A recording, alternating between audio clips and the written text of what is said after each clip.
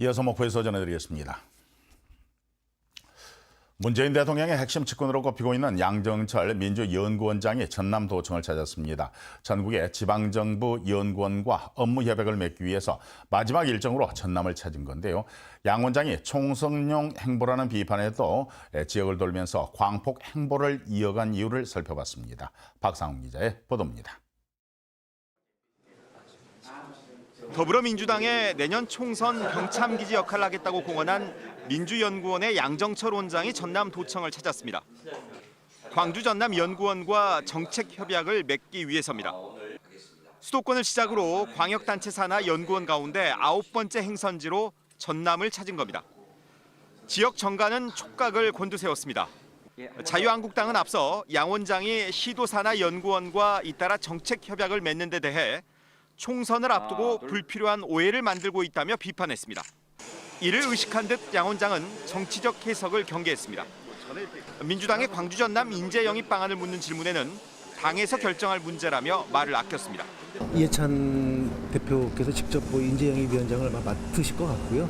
맡게 되시면 이제 거기서 좀 책임 있는 당이어서 거론되고 책임 있게 중지가 모아져야 될 일인데 제가 사적으로 또 말씀드리는 건 적절치가 않죠. 양 원장은 전남을 마지막으로 시도 산하 연구원 방문 일정을 마무리했습니다. 총선용 행보라는 비판에도 광폭 행보를 이어갔는데 소기의 목적을 이뤘다는 게 전문가들의 평가입니다. 민주당은 문재인 대통령의 복심으로 통하는 양 원장을 통해 각 지역의 현안을 챙기고 있다는 메시지를 분명하게 던졌습니다. 민주당이 내년 21대 총선을 앞두고 각 지역의 현안들을 꼼꼼히 챙기고 있다라는 정치적인 메시지를 주는 것, 이것이 가장 큰 의도라고 해석할 수 있을 것 같습니다. 민주당의 텃밭인 전남을 마지막으로 전국을 돌며 지역 정책 개발을 약속한 양정철 원장. 그의 행보가 내년 총선에 어떤 영향을 미칠지 주목됩니다. KBS 뉴스 박상훈입니다. 한편 양정철 원장은 윤석열 검찰총장 후보자와 올해 4월에 만났다는 일부 언론 보도와 관련된 기자들 질문에 대해 윤 후보자가 답할 것이라며 즉답을 회피했습니다. 양 원장은 이 질문과 관련해서 제가 얘기하는 것보다 그 문제에 객관적이고 엄정하게 보일 수 있는 윤 후보자가 말하는 것이 국민께 신뢰가 있지 않을까 생각한다고 말했습니다. 앞서 서울에서 전해드렸습니다만 베트남 출신 아내를 무차별 폭행한 남편에 대해서 법원이 구속영장을 발부했습니다. 가해 남편의 엄중 처벌을 요구하는 국민청원까지 올라온 가운데 민감용 경찰청장은 철저한 수사를 약속했습니다. 보도에 최송영 기자입니다. 모자를 눌러쓰고 마스크로 얼굴을 가린 채 영장 실질심사에 참석한 36살 김모 씨. 법원은 도주 우려 등을 이유로 구속영장을 발부했습니다. 김 씨는 아내를 폭행한 이유를 언어 갈등 때문이라고 말했습니다. 한국 오자마자 나는 한국말 모른다 그런 식으로 말하니까 언어 통화가 갑자기 잘 통하던 사람이 안 통하니까 답답해서 그렇게. 김 씨는 지난 4일 전남 영암군 자신의 집에서 베트남 출신 아내를 무차별 폭행하고 이 과정에서 3살 아이에게 상해를 입힌 혐의 등으로 긴급 체포됐습니다. 경찰 조사 결과 김 씨는 지난 3월 혼인신고를 하고 20여일 전부터 함께 생활해왔으며 지난달에도 아내를 폭행한 것으로 드러났습니다. 폭행 영상은 피해 여성이 직접 촬영한 것으로 지인을 통해 SNS에 공개되면서 가해 남편의 엄중 처벌을 요구하는 청와대 국민청원까지 시작됐습니다. 이런 가운데 민가병 경찰청장은 이번 사건과 관련해 철저한 수사를 다짐했습니다.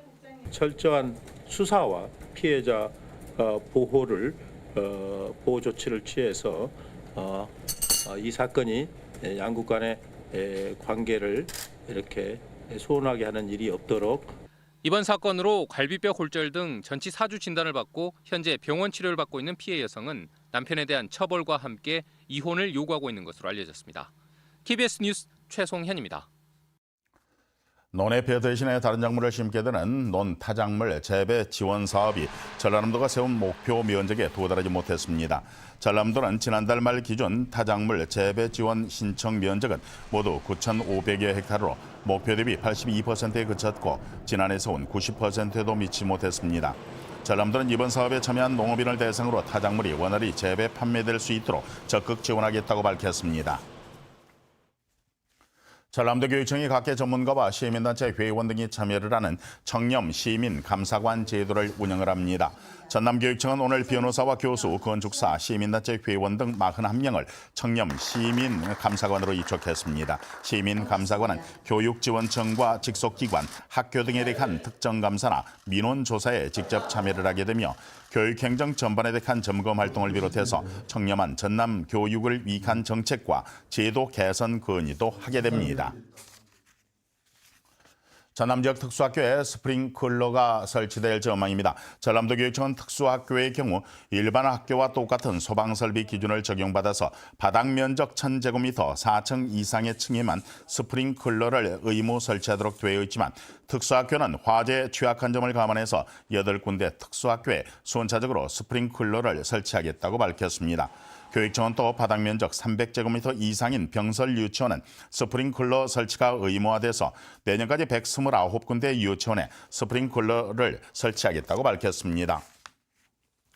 완도해양경찰서는 완도 지역 전복 양식장에서 전복을 훔쳐온 24살의 조모 씨 등 2명을 특수절도 혐의로 긴급 체포했다고 밝혔습니다. 목포였습니다.